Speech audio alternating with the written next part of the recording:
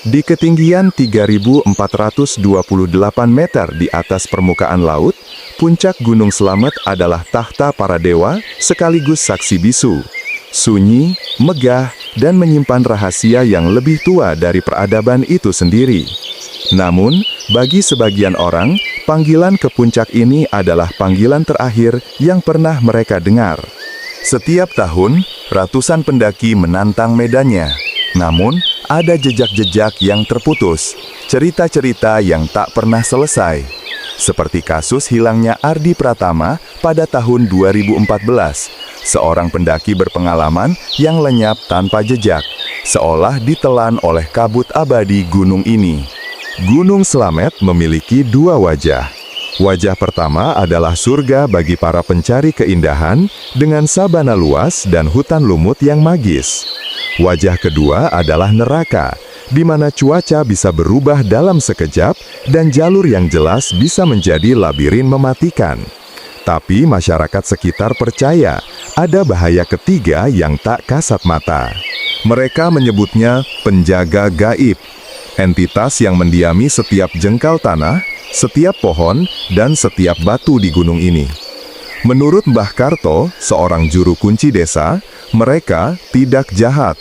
Mereka hanya tidak suka jika rumahnya diganggu, aturannya dilanggar, atau kesombongan dibawa ke hadapan mereka. Salah satu titik paling angker adalah Pos Samarantu, yang diyakini sebagai pintu gerbang menuju dimensi lain. Banyak pendaki melaporkan mendengar suara gamelan, pasar yang ramai, atau melihat sosok-sosok misterius di antara pepohonan. Konon, disinilah batas antara dunia kita dan dunia mereka menjadi paling tipis. Ada pantangan tak tertulis yang diwariskan turun-temurun, jangan berkata kotor, jangan mengambil apapun selain gambar, dan jangan pernah menunjuk ke arah puncak dengan angkuh.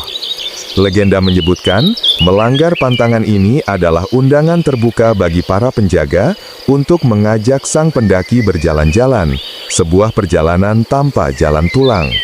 Beberapa ada yang kembali, membawa cerita yang sulit dipercaya, seperti kesaksian Rina, seorang penyintas yang terpisah dari rombongannya pada tahun 2019.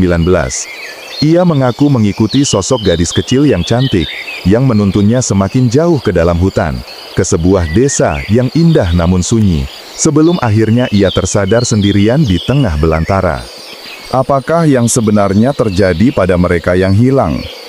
Apakah mereka tersesat dalam labirin alam, atau tersesat dalam labirin pikiran yang diciptakan oleh kekuatan lain? Serat Kalatida, sebuah naskah kuno Jawa, menggambarkan tempat-tempat seperti ini sebagai zona liminal, di mana selubung antar dunia terkoyak. Tim SAR adalah para pahlawan modern, berjuang melawan alam dengan teknologi dan keberanian. Tapi di Gunung Slamet, mereka seringkali mengakui bahwa musuh mereka bukan hanya medan yang terjal atau cuaca yang ekstrim.